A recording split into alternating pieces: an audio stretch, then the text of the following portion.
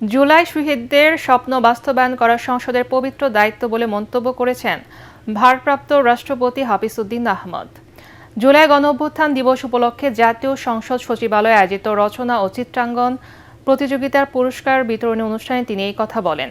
এতে এনসিপির আহ্বায়ক ও বিরোধী দলীয় চিফ হুইপ নাহিদ ইসলাম বলেন, গণঅভ্যুত্থানকে দলীয় দৃষ্টিভঙ্গিতে দেখা উচিত নয়। অনুষ্ঠানে বিরোধী দলীয় নেতা ডাক্তার শফিকুর রহমান বলেন, ফ্যাসিবাদ আবারও ফিরে এলে এর খেসারত গোটা জাতিকেই দিতে হবে।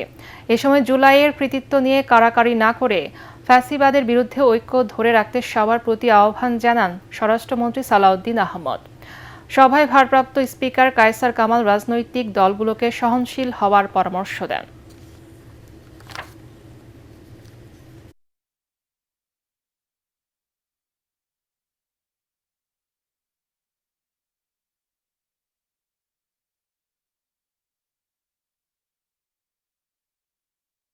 যদি এই ধরনের জাতীয় দিবসে দলীয় বক্তব্য, দলীয় ইতিহাস প্রচার, দলীয় ন্যারেটিভ প্রচার করা হয়, সেখানে বিরোধী দলের বা ভিন্ন রাজনৈতিক দলের অংশগ্রহণের জায়গাটা সংকুচিত হয়ে আসে। ফলে আমরা আশা করব যে এই বাংলাদেশ আমরা গণ অভ্যুত্থানের পরে পেয়েছি, আমরা আমাদের রাজনৈতিক সংস্কৃতিতে এটা পরিবর্তন আনব। দলের স্বার্থ বিবেচনায় নিয়ে যদি দেশ পরিচালনার চেষ্টা সরকারি দল করেন, আমি নির্দ্বিধায় বলতে পারি আবার তারা ব্যর্থ হবেন।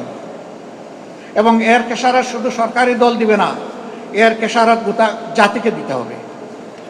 আমরা আর কোনো ক্ষতি স্বীকার করতে চাই না। আমরা জুলাইয়ের কৃতিত্বকে যেন কেউ কেড়ে না নিয়ে যাই। আমরা যেন সবাই আরাধনা করি জুলাইয়ের প্রত্যাশাকে বাস্তবায়নের জন্য, আকাঙ্ক্ষাকে বাস্তবায়নের জন্য, কৃতিত্বকে আর চেতনাকে যেন আমরা চিন্তায় না করি। আমাদের সকলের ধৈর্য, সহনশীলতা এবং পরিচালিত রাজনৈতিক সংস্কৃতি গড়ে তোলা অবশ্যম্ভাবী। যে জন্যে রক্ত দিয়েছে, যে জন্য জীবন দিয়েছে জুলাই যোদ্ধারা, তাদের সে স্বপ্ন বাস্তবায়ন করার দায়িত্ব প্রধানত এই সংসদের। আশা করি আমরা সবাই মিলে এই দায়িত্বটি সুচারুভাবে পালন করতে সক্ষম হব।